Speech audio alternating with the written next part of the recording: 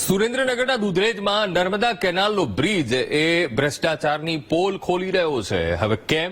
તો સુરેન્દ્રનગર કચ્છ હાઈવેને જોડતો આ બ્રિજ પર 10 ફૂટનું ગાબડું પડી ગયું છે અને ગાબડું પડતા બ્રિજનો રસ્તો એક તરફથી બંધ કરી દેવો પડ્યો છે.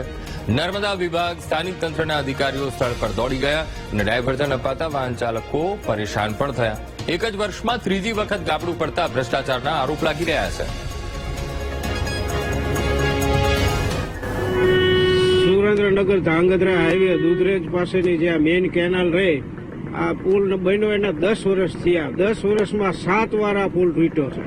અને આ સુરેન્દ્રનગર ધાંગધ્રા હાઈવે રોડ રહ્યો એ 4 તાલુકાને જોડતો રોડ છે.